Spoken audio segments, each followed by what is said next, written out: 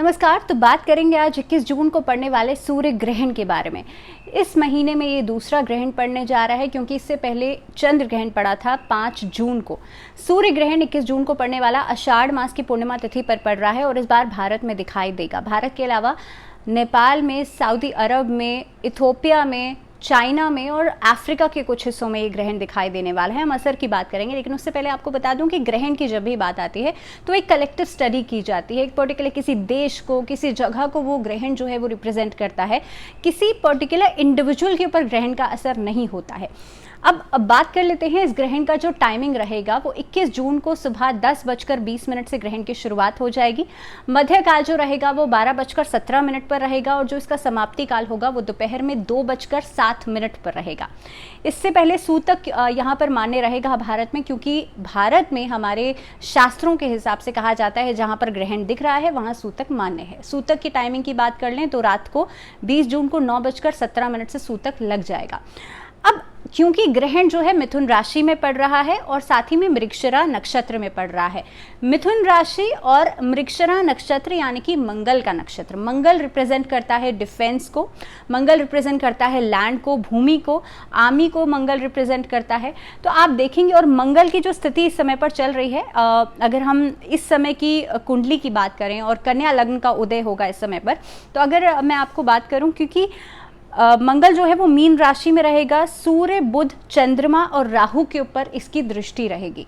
देखिए, आप समझिए इस चीज़ को कि इस समय पर किसी न किसी तरह की अटैक की स्थिति बन सकती है, क्योंकि मिथुन राशि एयर ट्रैवल को भी रिप्रेजेंट करती है। और एयर ट्रैवल, एयर दुर्घटना यानी कि किसी तरह की ऐसी वायु दुर्घटना हो सकती है, इस तरह की ट्रेजेडीज जो हैं वो आपके सामने आ सकती हैं। इसके अलावा खास तौर पे हम बात करें मेदन ज्योतिष की, तो उसमें कहा गया है कि मिथुन राशि जो है वो रूलर्स को, सीएम को यानी कि चीफ मिनिस्टर की पोस्ट को, वुमेन्स को, और ख़ास तौर पे जो आर्ट से, कला के क्षेत्र से जुड़े हुए हैं, म्यूजिशियंस को, ऐसे लोगों को भी मिथुन राशि रिप्रेजेंट करती है। तो खास तौर पे ऐसे लोगों को भी ज़्यादा सावधानी बरतने की ज़रूरत है। इस दौरान उनको भी मुश्किलें आ सकती हैं। किसी तरह की अटैक की संभावना बिल्कुल बन सकती है, क्योंकि 6 ग्रह इस समय पर वक्री रहेंगे। गुरु, शनि, बुध, शुक्र और साथ ही में राहु केतु जो हैं वो ऑलरेडी वक्री ही रहते हैं, रेट्रोग्रेड ही रहते हैं। तो 6 ग्रह वक्रत्व की स्थिति में रहेंगे।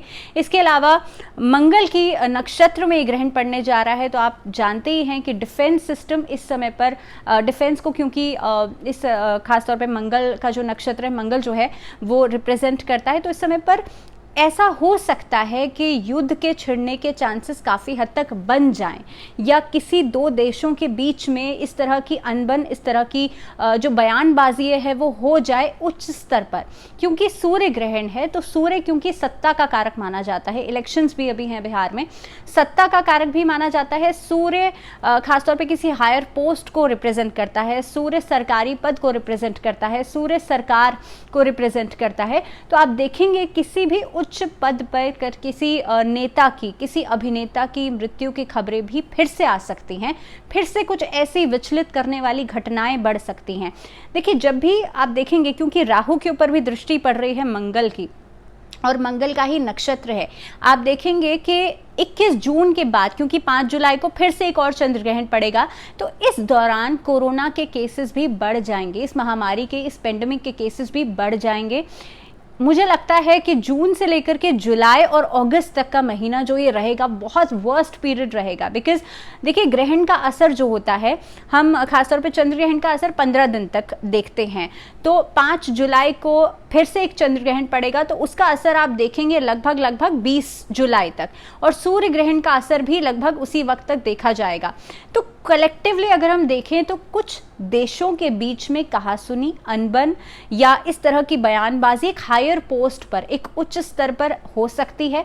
आर्मी और डिफेंस से जुड़ी हुई अनबन हो सकती है, या फिर आप देखेंगे कि ट्रैवल, एयर ट्रैवल से जुड़े हुए किसी तरह की सेना की जो खबरें हैं वो आपके सुनने में आ सकती हैं, एयर ट्रेजिडीज़ की खबरें सुनने में आ सकती हैं। तो ये कुछ चीज़ें हैं, ये कुछ स्थितियां हैं जो इस ग्रहण को के प्रभाव को दिखाती हैं। और ख़ास तौर पे इस समय पर देखिए बहुत इम्पॉर्टेंट है, बहुत ज़्यादा संवेदनशील ये ग्रहण के बाद का समय रहेगा, ग्रहण के बीच का समय रहेगा। तो आप लोगों को करना इतना है, इस समय पर सूर्य को अपने बलवान ज़रूर कीजिए। आपको बहुत इंपॉर्टेंट है क्योंकि बैक टू बैक चंद्र ग्रहण भी पड़ रहा है और सूर्य ग्रहण भी पड़ रहा है। तो इस बीच के दौरान क्योंकि हायर लेवल की अथॉरिटीज़ भी इससे इफेक्ट ज़रूर होंगी, और चंद्रमा क्योंकि हमारे मन का कारक भी है, वाटर एलिमेंट को भी रिप्रेजेंट करता है, तो फिर से जब चंद्र ग्रहण पड़ेगा तो मानसिक स्थिति भी बहुत ज़्यादा लोगों के बीच में ख़राब हो जाएगी। तो आप लोगों को इस दौरान बहुत ज़्यादा सावधानी बरतनी है। सूर्य के मंत्रों का जाप ज़रूर कीजिए, आदित्य हृदय स्त्रोत का जाप ज़रूर कीजिए, अपने मान सम्मान, अपनी सेल्फ रिस्पेक्ट को मेंटेन ज़रूर कीजिए क्योंकि सूर्य सेल्फ रिस्पेक्ट का भी कारक माना जाता है। नमस्कार।